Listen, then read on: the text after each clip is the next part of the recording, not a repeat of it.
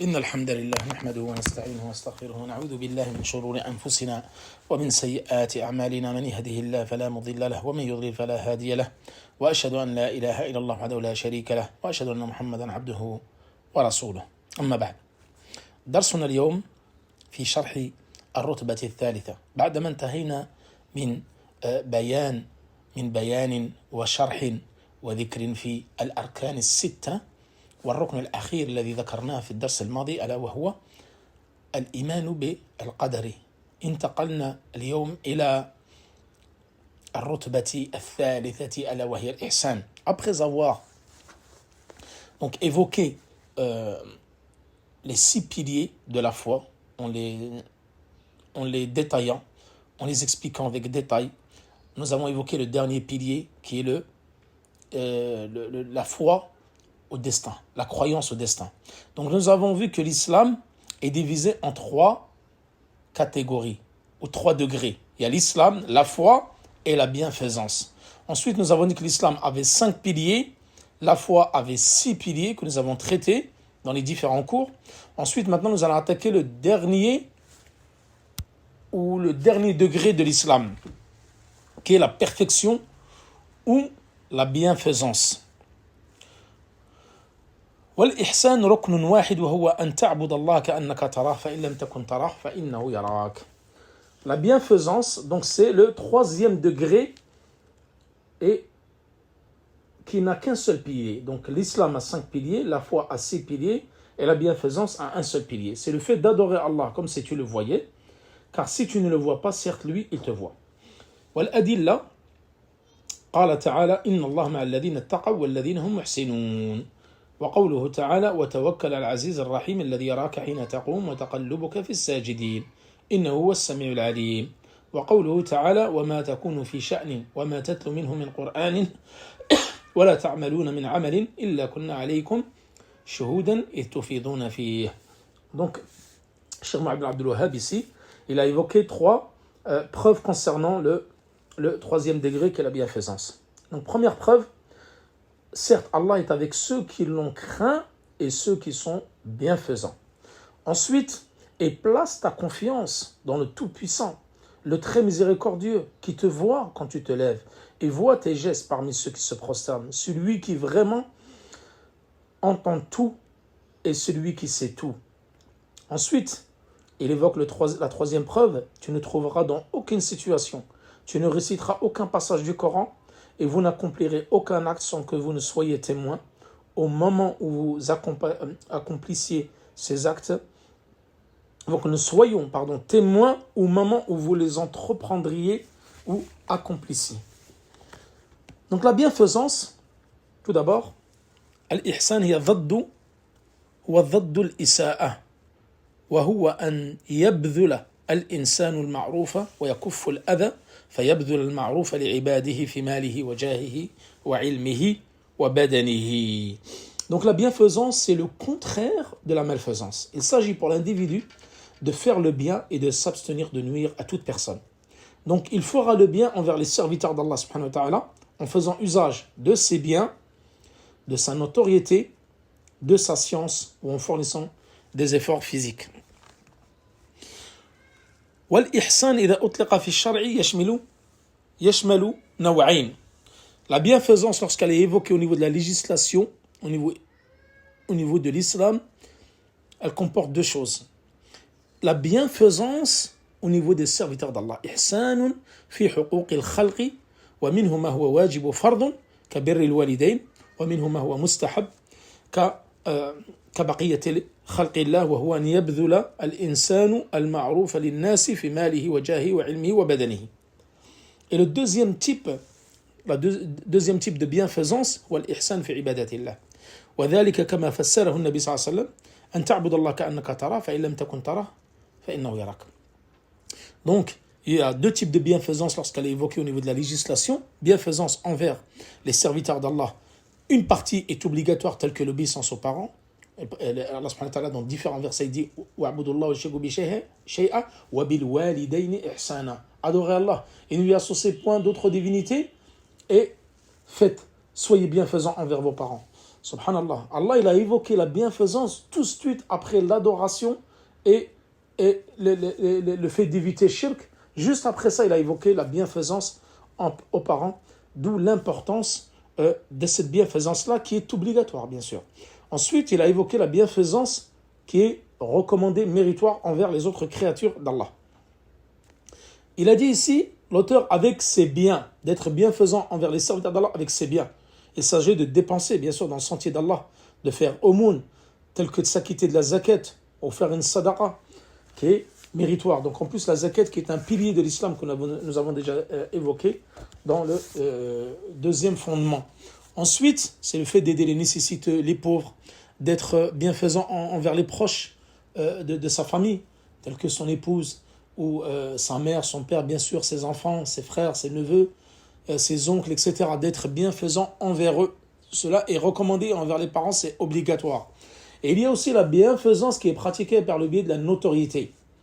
Par exemple, il y a des gens qui ont différentes notoriétés dues à leur poste ou dues à leur connaissance dans la religion ou autre.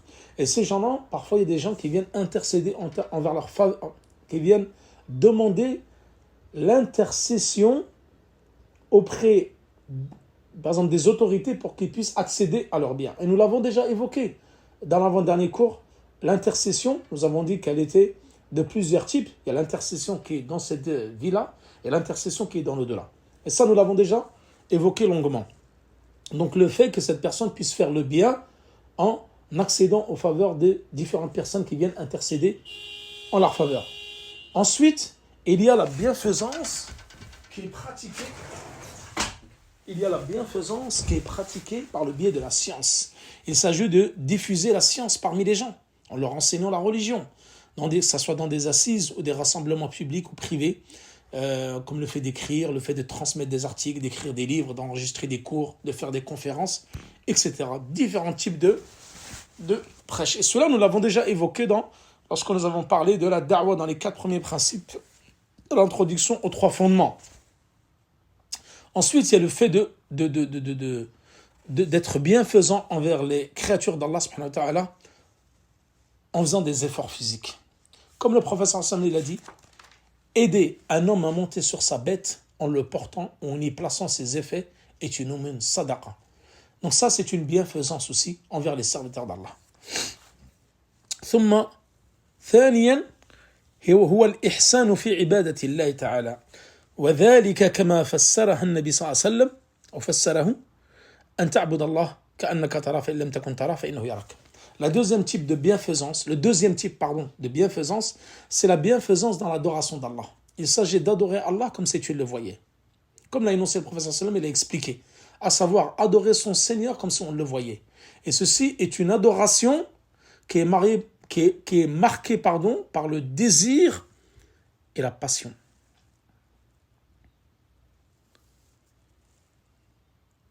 أن تعبد الله هذه الأولى. إذن الإحسان درجتان. الدرجة الأولى والعظمى أن تعبد الله كأنك تراه. هي عبادة طلب وشوق. La première, c'est le fait d'adorer Allah comme si tu le voyais. Et celle-ci, c'est une adoration qui est marquée par le désir et la passion. Donc une personne qui pratique une telle adoration sans son âme penchée vers l'objet de son désir, car elle recherche par ce biais-là à atteindre celui qu'elle aime. Donc elle l'adore comme si elle le voyait. Et le prophète dit ensuite, certes si tu ne le vois pas, certes lui il te voit. Donc là il s'agit de l'adoration du deuxième type, qui est marqué par la crainte et l'effroi. Donc il y a 2 types. Al-oula an ta'budu Allah ka'annaka tarah. Wa hiya ibadatu talabin wa shawq. الإنسان هنا بهذه العبادة يطلب الذي يحبه. هذه الدرجة إذا حصلت للمسلم بعثه ذلك على أمرين: الإخلاص لله وإتقان العبادة وهو إحسان أدائها والمجيء بها على الوجه الأكمل. C'est-à-dire que cette adoration-là qui est la première avec désir et passion et de pratiquer cette adoration en essayant de s'approcher vers ce qu'on aime. Celle-ci, elle va engendrer différents types, ou elle va engendrer 2 choses chez le musulman. Al-awwal al-ikhlas. c'est le fait qu'il va pratiquer cette adoration avec sincérité. Deuxième, al-itqan al-ibadah, c'est-à-dire le fait de la parfaire et de la faire sur son angle le plus complet. Tu vas faire la salat, tu vas faire le mieux que tu peux, de la façon la plus complète comme le prophète sallallahu alayhi wa sallam l'a décrite. Tu vas faire zakat pareil, tu vas faire le hajj pareil, le sam pareil, etc. Tu l'as fait avec désir et passion. La deuxième, ad-daraja thaniya an ta'bud Allah wa anta ta'lam annahu yarak. C'est le fait d'adorer Allah, mais lui, toi tu le vois pas, mais lui il te voit. Yusammiha al-ulama ibadatul harab wal khawf. Cette deuxième catégorie de bienfaisance dans l'adoration d'Allah, c'est une ibada, c'est une adoration. La première, donc, de désir, passion. La deuxième, elle est marquée par la crainte et l'effroi. C'est le deuxième degré de bienfaisance dans l'adoration. Car tu ne peux pas adorer Allah comme si tu le voyais et le désirer en poussant ton âme à te rapprocher de lui. Adore-le donc comme s'il te voyait.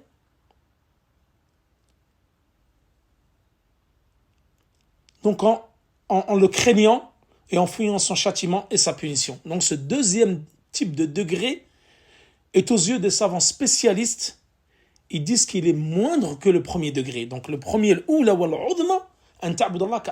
c'est le fait d'adorer Allah comme si tu le voyais. Le deuxième, c'est comme si tu adorais Allah, mais tu ne le vois pas, lui il te voit. Première, c'est désir et passion, avec désir et passion. Deuxième, c'est avec crainte et effroi. وقال ابن القيم هنا وعبادة الله هي كما قال ابن القيم. L'adoration ici, la bienfaisance dans l'adoration ou l'adoration d'Allah, il a défini Ibn al-Qayyim وقال وعبادة الرحمن غاية حبه مع ذل عابده هما ركنان. L'adoration du tout miséricordieux, c'est l'aimer ardemment de façon absolue. Faire preuve d'humilité autant que faire se peut. L'adoration sur ces deux piliers est conçue. C'est-à-dire que l'adoration, d'après les paroles de Ibn al-Qayyim ici, dans Nouniya, l'adoration est donc bâtie sur ces deux éléments. Un amour absolu et une humilité absolue. Donc dans l'amour, il y a le désir. Nous avons avec désir et passion. Et dans l'humilité, c'est-à-dire la deuxième catégorie, c'est l'humilité, la crainte et l'effroi. Voilà les deux types d'adoration qui sont évoqués ici au niveau de la bienfaisance. Voilà donc la bienfaisance dans l'adoration d'Allah. De deux degrés, une avec désir et amour, et la deuxième avec humilité, c'est-à-dire la crainte et l'effroi. Et donc nous avons dit que le serviteur d'Allah subhanahu wa ta'ala, de cette manière, il va être sincère, en ne recherchant avec ces adorations-là aucune ostentation, aucune gloire, aucun éloge de la part des gens. Et faire en sorte aussi que les gens ne soient pas témoins de nos actes. Donc, pour pas qu'il y ait de l'ostentation. Et adorer Allah en secret. Cela peut contribuer à perfectionner notre sincérité. Donc, le fait d'adorer Allah en secret est plus avantageux et plus bénéfique pour le cœur. Car cela engendre plus d'humilité et un meilleur retour vers Allah subhanahu wa ta'ala. هذا ما يتعلق بالإحسان. ثم قال هذه المرتبة. إذن الآن ذكرنا المراتب الثلاثة. مراتب الدين, c'est-à-dire les 3 degrés de la religion, ils sont l'islam, la foi et la bienfaisance. وهذه درجات يرتقي فيها عبد الله وهي كما يقول بعض العلماء دوائر بعضها أوسع من بعض. C'est-à-dire que ça, c'est 3 degrés de l'islam, de la religion. Il y a l'islam, la foi et la bienfaisance. Et ces 3 degrés, donc le croyant, il passe d'un degré à l'autre. Comme disent les savants, ce sont des cercles. Certains sont plus étendus que d'autres. Ad-da'iratul ula, donc le premier cercle, c'est le cercle de l'islam. C'est le plus grand cercle. Donc on fait un grand cercle, et ça c'est l'islam. Ensuite, il y a le deuxième cercle qui est plus étroit, qui est à l'intérieur du premier, c'est le cercle de la foi. Il est plus étroit. Ensuite, il y a le troisième cercle qui est le cercle de la bienfaisance. Et celui-là, il est encore plus étroit que celui de la foi. Et celui-là, il est réservé uniquement à un certain nombre de gens parmi les plus sincères serviteurs d'Allah subhanahu wa ta'ala. هذه المراتب الثلاثة إذا ذكرت مجتمعة الإسلام والإيمان والإحسان كل لها معنى كل منهما له معنى يخصه. C'est-à-dire que lorsque ces trois degrés sont évoqués, comme dans le hadith de Jibril, que nous allons expliquer après, l'islam a un sens, la foi a un sens et la bienfaisance a un sens. والإسلام يقصد به الأعمال الظاهرة والإيمان يقصد به الأمور الغيبية والقلبية والإحسان يقصد به أعلى درجات الدين. C'est-à-dire que lorsqu'ils sont évoqués ensemble, et nous allons voir dans le hadith Jibril, célèbre hadith, que l'islam, lorsqu'ils sont cités ensemble, ça concerne les actes apparents, tels que la prière, le jeûne, qui sont aussi les quatre autres piliers de l'islam en dehors de la double attestation. Le jeûne, la zakat, le hajj, la prière. Les actes apparents. Lorsqu'on évoque la foi, ensemble avec l'islam et la bienfaisance, la foi signifie les actes cachés et les actes du cœur, tels que placer sa confiance en Allah, tels que le repentir, tels que l'amour d'Allah, tels que le fait de demander la protection auprès d'Allah, etc. Tous les actes de la foi qu'on a évoqués dans les différents cours. Et l'ihsan, la bienfaisance, cela correspond au plus haut degré parmi ces trois degrés. Donc avec cela, nous avons fini concernant les trois catégories de l'islam. Ensuite, l'auteur, il a parlé de alamat as-sa'a dans Hadith Jibril. C'est-à-dire que lorsque il a évoqué les différents versets, nous allons maintenant amener un dalil ou une preuve de la sunna. Et la sunna, c'est quoi? La preuve qui est tirée de la sunna, c'est le célèbre hadith de Jibril alayhi salam, l'ange Jibril, d'après Omar ibn al-Khattab. Donc ce hadith, nous allons l'évoquer longuement lorsqu'on fera l'explication des 40 hadiths. Parce qu'ici, ce que renferme ce hadith, nous l'avons déjà évoqué dans tous les cours précédents. Donc je cite le hadith. Un jour, alors que nous étions assis auprès de l'envoyé d'Allah subhanahu wa ta'ala, se présentant un homme vêtu d'habits d'une blancheur resplendissante, aux cheveux très noirs. On ne pouvait distinguer sur lui aucune trace de voyage, alors que personne d'entre nous ne le connaissait. Il prit place face au prophète sallallahu alayhi wa sallam, il plaça ses genoux contre les siens, c'est-à-dire les genoux de cet homme-là, contre les genoux du prophète, et posa les paumes de ses mains sur ses cuisses, c'est-à-dire sur les cuisses à lui, et non sur les cuisses du prophète sallallahu alayhi wa sallam. Il lui dit: oh Mohammed, informe-moi sur l'islam. L'envoyé d'Allah sallallahu alayhi wa sallam dit: l'islam consiste à ce que tu témoignes qu'il n'y a pas d'autre divinité en droit d'être adoré qu'Allah, et que Mohammed est son envoyé, et que tu accomplisses la prière rituelle, verse la zakat, jeûne le mois de Ramadan, et que tu effectues le pèlerinage à la maison d'Allah si tu en as les moyens. Son interlocuteur lui répondit: tu as dit vrai. Et nous de nous étonner qu'il l'interroge puis ensuite l'approuve. Puis il reprit: informe-moi sur la foi. Le prophète répliqua: la foi consiste à ce que tu dois croire en Allah, en ses anges, en ses livres, en ses prophètes, au jugement dernier, et aussi au destin qu'il te soit favorable ou défavorable. L'homme lui dit encore: tu as dit vrai. Il reprit: informe-moi sur la bienfaisance. Et le prophète lui répondit: la bienfaisance consiste à adorer Allah comme si tu le voyais, car si tu ne le vois pas, certes lui il te voit. L'homme lui dit encore: informe-moi sur l'heure du jour du jugement dernier. Et le prophète lui répondit: sur l'heure du jugement, celui qui est interrogé, c'est-à-dire le prophète sallam, n'est pas plus savant que celui qui le questionne, c'est-à-dire cet homme-là qui est Jibril alayhi salam. Puis l'homme lui dit: alors informe-moi sur ces signes précurseurs. Et le prophète lui répondit: l'heure viendra lorsque la servante engendrera sa maîtresse, et lorsque tu verras les va-nu-pieds, ceux qui vont nus, les miséreux, les bergers, se concurrencer dans la construction des bâtisses de plus en plus hautes. Là-dessus, l'homme partit. Je demeurai là un long moment. C'est-à-dire Omar ibn Khattab qui raconte. Puis le prophète sallam dit, « Oh Omar, sais-tu qui m'a interrogé ?» « Non, répondis-je. Allah et son envoyé sont plus savants. » Et lorsque il y a une faïda à prendre aussi ici, c'est lorsque le prophète questionnait les compagnons, souvent il répondait par Allah et son messager ou son envoyé sont plus savants. Cet homme-là était l'ange Jibril alayhi salam. Il est venu à vous pour vous enseigner votre religion. Ce hadith qui est rapporté par Muslim dans le livre de la foi. Donc son hadith que nous avons évoqué longuement ici, il parle, au début, il dit « Enseignez-moi ce qu'est l'islam ». Donc l'islam, les 5 piliers, nous l'avons évoqué longuement, donc le premier fondement avec la double attestation et les 5 piliers. Ensuite, il lui dit « Enseignez-moi ce qu'est la foi ». La foi, nous l'avons évoqué très longuement dans les différents cours avec ses branches et ses 6 piliers.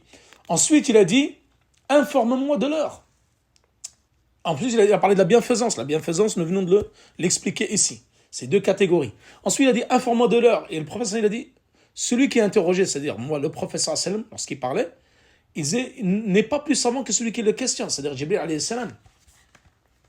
Ensuite, il lui a dit « Invoque-moi certains de ces signes précurseurs concernant le jour du jugement dernier ». Et nous avons évoqué longuement, à travers 2 ou 3 cours sur le jugement dernier, etc. et les différents événements qui se succèdent. Ensuite, là,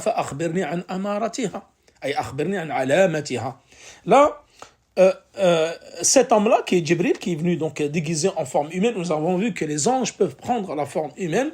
Nous l'avons évoqué lorsque nous l'avons décrit dans la croyance aux anges. Il a dit أن تلد الأمة ربتها وأن ترى الحفاة العراة العالة رعاء الشاء يتطاولون في البنيان. إذن الوارد في الحديث هنا جبريل هنا العلامات الصغرى. C'est-à-dire que là, le prophète sallallahu alayhi wa sallam, il a évoqué les signes mineurs de la fin de l'heure. Donc il y a des signes majeurs, nous allons le voir par la suite, et il y a des signes mineurs. C'est-à-dire que lorsque la servante va engendrer sa maîtresse, et lorsque tu verras, ça c'est le premier signe. Il a cité un deuxième exemple de signe, lorsque tu verras les va-nu-pieds, les pauvres, qui sont nus, miséreux, bergers, se concurrencer dans la construction des bâtisses de plus en plus hautes. Là, il a cité 2 exemples. Donc là, النبي صلى الله عليه وسلم ذكر أمثلة من أمارات الساعة الصغرى. Il a évoqué 2 exemples concernant les signes mineurs de la fin des temps. Lorsque al-amatu talid al-amatu rabbataha, ay talid al-amatu sayyidataha, wa fi riwayatin an talid al-amatu rabbaha, ay sayyidaha. C'est-à-dire que هذا فيه إشارة إلى كثرة أمهات الأولاد وذلك أن السيد يملك الأمة وعندما تلد له ولدا ذكرا أو أنثى يكون هذا الولد حرا وهو ابن للسيد فهو سيدها. C'est-à-dire que ça, c'est un des signes de la fin du temps et qui est déjà passé. Parce qu'il y a des signes, nous allons le voir, qui sont précurseurs de la fin du monde, qui sont majeurs, d'autres mineurs. Certains sont passés et d'autres sont à venir. Là, il a dit, lorsque la servante va engendrer sa maîtresse. Et dans un autre riwaya, lorsque la servante va engendrer son maître. Comment cela peut se produire?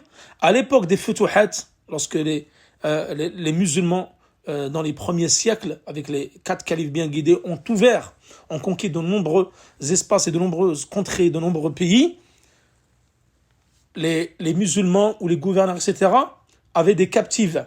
Donc c'était des captives de guerre, et c'était devenu leurs servantes. Donc ils pouvaient les épouser, avoir des enfants avec celles-ci. Donc les enfants, avec elles, c'était des servantes et des captives, ils avaient des enfants. Et donc le fils qu'ils avaient ou la fille qu'ils avaient, s'appelle Ummu Walad. C'est-à-dire que cet enfant-là, il était libre. Il était le fils donc du maître, donc il était libre. Et cet enfant-là, ça devient qui? Ça devient le maître de sa mère, Sayyidaha. Vu que lui, il est libre et elle, c'est une captive. Et ça s'est beaucoup produit lorsque des premières conquêtes de l'islam. Donc le prophète, il a évoqué et ça s'est produit. Quand tu vois les va-nu-pieds, les pauvres, ceux qui sont bergers, qui viennent de la campagne, ils sont à peine vêtus, dû à leur pauvreté, et qui vont regagner les villes, c'est ce qu'on appelle l'exode rural, et qui vont construire des constructions, des bâtisses de plus en plus hautes. Donc ça, c'est deux signes de la fin du temps qui ont déjà eu lieu. Et il y a une deuxième explication aussi, c'est-à-dire Ibn Hajar, il évoque aussi ici que ça c'est min kathrat uquq al-walidain. C'est-à-dire que il y a une autre explication à cela que les savants rapportent. Il y a le fait, donc, comme l'explication que j'ai citée précédemment, il y a aussi le fait aussi de la grande désobéissance des enfants à leurs parents. C'est-à-dire qu'il y a des enfants qui vont commander leurs parents. C'est un des signes aussi de la fin des temps.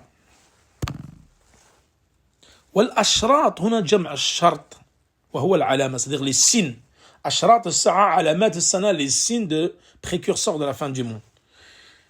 علاماتها التي تقع قيامها. C'est-à-dire que ces signes-là, quand ils vont commencer à apparaître, ça va annoncer la fin du monde. Il y a des signes mineurs et il y a des signes majeurs. وأشراط الساعة المقصود بها هنا ثلاثة أقسام. Il y a trois types de signes. والمشهور عند العلماء, ce qui est communément répandu chez les savants, الأمارات البعيدة عن الساعة التي ظهرت وانقضت. C'est-à-dire, donc les signes sont partagés en majeurs et mineurs. Le prophète il a essayé d'évoquer les signes mineurs. Ensuite, les savants, ils ont une deuxième type de classification, c'est le fait de dire qu'il y a trois types de classification. Il y a les signes qui sont loin par rapport à eux, c'est-à-dire qu'ils sont déjà apparus, tel qu'à l'époque du prophète sallallahu alayhi wa sallam, ça a apparu il y a longtemps. Ils sont déjà passés, tel que Ba'that al-Nabi sallallahu alayhi wa sallam. Le fait que le prophète sallallahu alayhi wa sallam a été envoyé, ça c'est un des signes de la fin du temps. Comme جاء في الحديث عن سهل ابن سعد الساعدي قال الرسول صلى الله عليه وسلم بعثت أنا والساعة كهاتين ومنها انشقاق القمر. C'est-à-dire que le prophète il a dit, j'ai été envoyé, moi et l'heure, tel qu'il a fait signe avec ses deux doigts. Et il a dit tel que ces deux choses-là, c'est-à-dire que l'heure et le fait que moi j'ai été envoyé, c'est-à-dire ces deux choses qui sont proches. Donc le fait d'être envoyé, le prophète ça c'est un signe de la fin du temps. C'est un signe mineur bien sûr. Ensuite il y a inshiqaq al-qamar, lorsque la lune s'est fondue en deux. Le prophète devant Quraysh, il lui a demandé une preuve comme quoi c'est un prophète et un envoyé, alors il leur a fondu par la volonté d'Allah la lune en deux. Il y a même une sourate al-Qamar où il évoquait cet événement-là. Alors, malgré ça, les Qurayshites n'ont pas cru à la prophétie du prophète sallallahu alayhi wa sallam. Et ça, c'est un élément aussi, ou un signe précurseur de la fin des temps. ومنها خروج نار من أرض الحجاز تضيء لها أعناق الإبل ببصرة. C'est-à-dire qu'il y a un feu aussi qui va se déclencher sur la terre du Hijaz, c'est la région de Riyad et autour.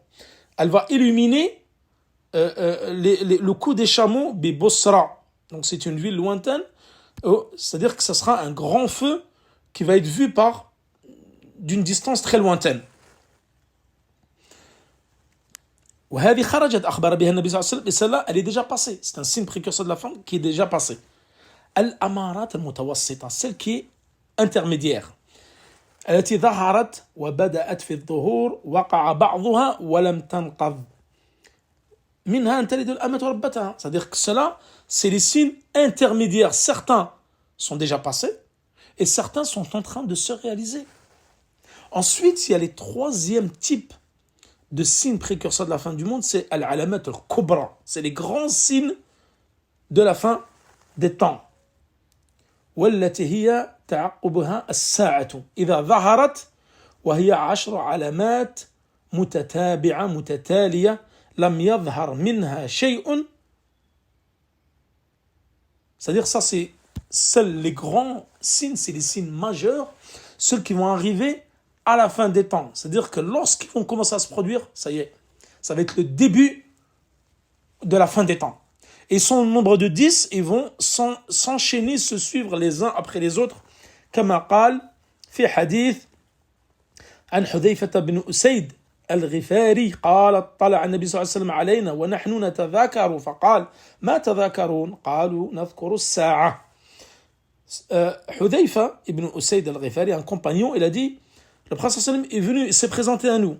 Et nous étions au fait de discussion, c'est-à-dire nous étions en train de discuter sur les signes précurseurs de la fin du monde. Il a dit, قال إن لن تقوم حتى ترون قبلها 10 آيات فذكر.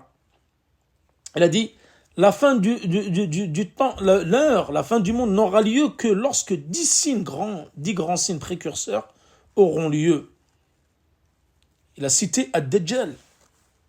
Il a cité l'Antéchrist lorsqu'il va sortir. Ad-Dabba, la bête. Tulu'i ash-shamsi min maghribiha. C'est-à-dire lorsque le soleil va se lever à l'ouest et non à l'est. Nuzul Isa, lorsque Isa va descendre à la fin du temps. Ya'juj wa Ma'juj, Gog et Magog, lorsqu'ils vont sortir. Wa thalatha khusuf. Khasfun bil mashriq, lorsque la terre va être engloutie. Khasfun bil mashriq, un à l'est, un à l'ouest. Wa khasfun bi jazirat al-arab, c'est-à-dire un qui va se produire au niveau de la péninsule arabique. Wa narun takhruju min al-Yaman tatrudu an-nasa ila mahsharihim. Il y a un feu qui va se déclencher au Yémen et qui va repousser les gens à l'exil et ils vont partir de leur terre, quitter leur terre, aller jusqu'au Shem, jusqu'à leur lieu de rassemblement, في الشام. فمن هذه العلامات خروج المهدي. C'est-à-dire parmi ces grands signes majeurs, il y a la sortie du Mahdi. وهو رجل من أهل البيت. Il fait partie des gens de أهل البيت du prophète صلى الله عليه وسلم. هو من ولد الحسن. يخرج وقد ملئت الأرض جورا وظلما فيملأها قسطا وعدلا. C'est-à-dire que le Mahdi, quand il va venir, c'est pas le Mahdi dont les Rawafid al-Shia ils en parlent, ça n'a rien à voir. Hein. Celui-là, il fait partie de Ahl al-Bayt, c'est le fils de Al-Hassan ibn Ali ibn Abi Talib radiyallahu anhu. La terre va être remplie d'injustice et de malheur et de mal. Donc lui, il va venir, il va la remplir de bien et de justice, etc. Et il a le même nom que le prophète sallallahu alayhi wa sallam. يوافق اسمه اسم النبي صلى الله عليه وسلم واسم أبيه. والمهدي سيمكث 7 أو 8 أو 9 سنين على اختلاف الرواية. C'est-à-dire qu'il va rester sur terre 7, 8 ou 9 ans comme était rapporté dans les différents hadiths. Ensuite, خروج الدجال. C'est-à-dire que le prophète صلى الله عليه وسلم حذر, il a mis en garde sa umma, sa communauté, أشد التحذير. حذر أمته واشتد تحذيره منه وفتنة عظيمة جدا لا يترك الدجال بلدا إلا ودخله إلى مكة والمدينة.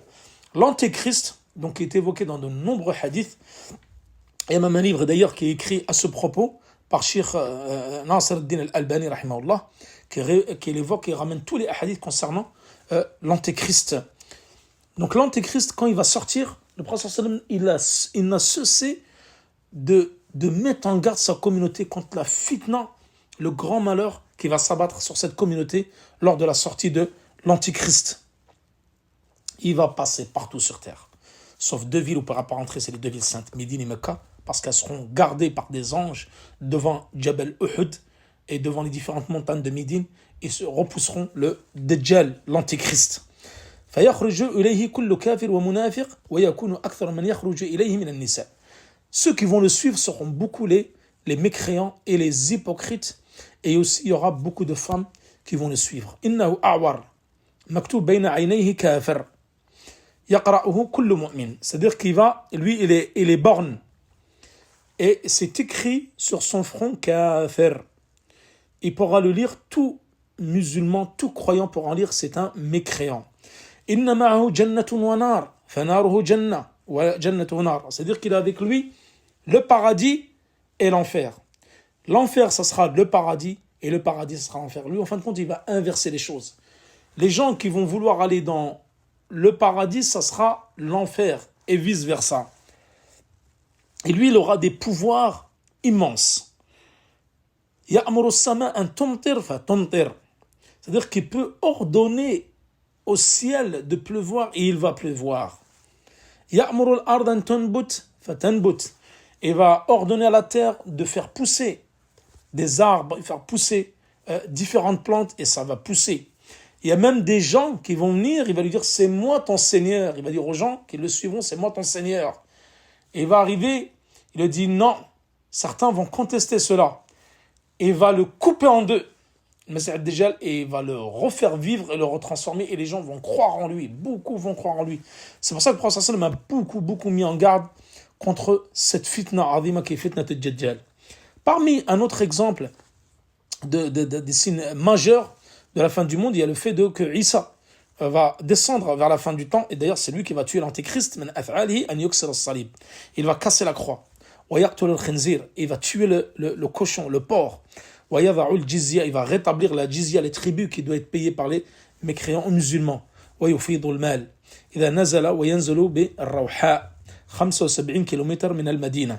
qu'il va descendre vers une ville, un endroit qui s'appelle Rawha, qui est à 75 km de Médine. Et l'argent va être prépondérant lors de son passage sur terre. Il va appeler à l'islam. C'est-à-dire la sécurité va être rétablie. La sécurité va revenir, la quiétude, etc.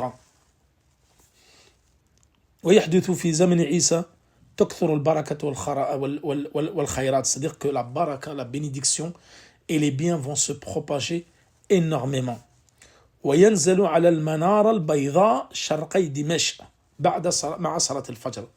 Qui va venir, Isa, il va venir, quand il va sortir au début, il va sortir le phare blanc qui est à l'est de Damas, en Syrie. Ma'a salat al-Fajr. Ensuite, c'est lui qui va tuer l'antéchrist. Parmi l'un des signes majeurs de la fin du monde, Ya'juj wa Ma'juj, Gog et Magog. Ce sont des descendants d'Adam, alayhi salam, Sirar al-Uyun, Irad al-Wujuh, Shabah al-Shu'ur. C'est-à-dire qu'ils vont avoir des petits yeux. Ce sont des descendants de Adam, alayhi salam. Il va avoir Adam, parmi les descendants de Adam. Ils vont avoir des petits yeux, ils vont avoir des visages larges. Ensuite, il y a Dhuhur al-Dabba, c'est la bête qui va sortir aussi vers la fin du temps. Le fait que le soleil va se lever à l'ouest. Et ça sera lorsque le soleil va se lever à l'ouest. إذا ظهرت هذه الآية لا يقبل الله بعدها إيمانا من كافر ولا توبة من عاصٍ. C'est-à-dire que lorsque le soleil va se lever à l'ouest, Allah, ça nous l'avons évoqué bien sûr après lorsqu'on en parlons des repentirs. C'est-à-dire qu'Allah n'acceptera aucune croyance de la part du mécréant, il n'acceptera aucun repentir parmi les gens qui sont désobéissants. Ensuite, il y a le fait qu'il y a un feu ardent qui va sortir du Yémen et qui va chasser les habitants du Yémen vers leur lieu de rassemblement. Et ce n'est pas le lieu de rassemblement qui a lieu Yawm al-Qiyamah, bien sûr, c'est un autre lieu de rassemblement qui sera du côté du Shem, c'est-à-dire de l'actuelle Jordanie, Palestine, etc. Donc ça, c'est les différents signes de la fin du monde. Il y en a encore beaucoup d'autres, mais nous ne pouvons pas tous les citer, c'est simplement quelques exemples. Et avec cela, donc, nous avons fini l'explication du deuxième fondement, et le prochain cours, Inch'Allah, nous allons attaquer le dernier fondement parmi les trois fondements. Wa sallallahu ala nabina Muhammad wa ala alihi wa sahbihi wa sallam. Wallahu ta'ala a'la wa a'lam.